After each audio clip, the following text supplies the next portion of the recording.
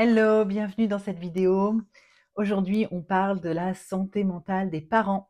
Je suis Anaïs Verte, je suis psychopraticienne, coach parental, formatrice et fondatrice de l'Académie des coachs parentaux. En fait, je forme les professionnels qui souhaitent se reconvertir au coaching parental, à l'accompagnement à la parentalité. Donc, la santé mentale des parents, c'est un sujet qui me touche particulièrement parce que ça fait écho, bien sûr, à ce que moi j'ai pu vivre dans mon enfance. Je trouve qu'on parle beaucoup de comment accompagner les enfants, des stratégies éducatives à mettre en place, des outils qu'on peut mettre en place par rapport aux enfants, pardon.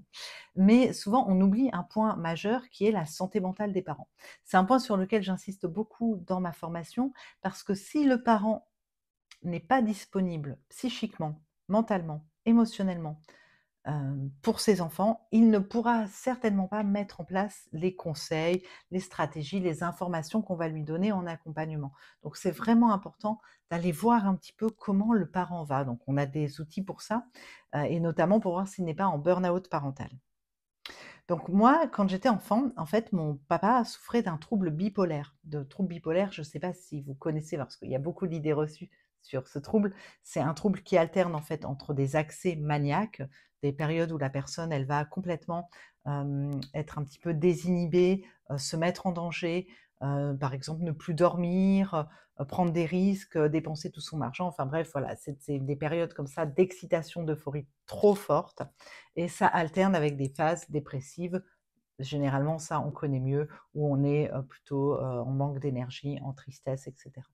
Donc voilà, moi j'avais un papa qui souffrait de ça à une époque où on ne parlait pas beaucoup de ces choses-là, où il y avait beaucoup de honte. Et voilà, bah, donc ça m'a beaucoup évidemment marqué, touchée. Et je pense que j'aurais aimé que mon papa reçoive de l'aide dans justement sa parentalité en particulier. Il n'y a pas de hasard, c'est pour ça que moi je m'occupe notamment des parents et des parents qui vont mal. Voilà, donc aujourd'hui, moi, je mesure d'autant plus l'importance de la santé psychologique du parent pour accompagner les enfants. Donc, pourquoi la santé mentale des parents, c'est un sujet qu'on doit mettre davantage en lumière? Eh bien, déjà parce que la santé mentale des parents impacte directement les enfants. C'est-à-dire qu'un parent qui souffre d'un trouble psychique, qui est en dépression, qui souffre de troubles anxieux, qui est en burn-out, qui a un trouble bipolaire ou autre, eh bien, il va y avoir un climat émotionnel particulier. Il ne va pas être disponible pour s'occuper de ses enfants. Même s'il fait la base, je vois beaucoup chez des parents qui souffrent de dépression, ils font quand même la base. Ils assurent le, comment dire, ils assurent le quotidien, ils font les repas, ils font le bain, mais ils ne sont pas présents, ils ne sont pas émotionnellement là pour leurs enfants. Et ça, c'est fort problématique. Donc il y a cette disponibilité qui va poser problème. Il y a le climat émotionnel qui peut être aussi inquiétant quand le parent est en crise, quand le parent est trop triste, quand le parent peut-être fait des tentatives de suicide. Bref, ça génère des émotions chez l'enfant qui vont être vraiment difficiles à vivre. Et puis le parent n'est pas là. Évidemment, le parent, c'est la figure d'attachement, c'est celui qui doit assurer la sécurité, c'est normalement celui auprès duquel l'enfant va chercher la sécurité, et cette sécurité, il ne peut pas la trouver à ce moment-là. Donc ça, c'est fort problématique aussi, et ça va entraîner des phénomènes aussi de parentification, où l'enfant va devenir le parent de son parent, puisque c'est donc l'enfant qui parfois va sécuriser la situation et va sécuriser son propre parent. Donc ça a des effets, c'est des vraies bombes à retardement hein, pour la suite. Donc pour moi, ça c'est vraiment un sujet qui est important d'aborder pour ça, pour l'impact que ça a sur les enfants, mais aussi parce qu'en fait, plus ça va, j'ai l'impression, et plus la société met de la pression sur les parents.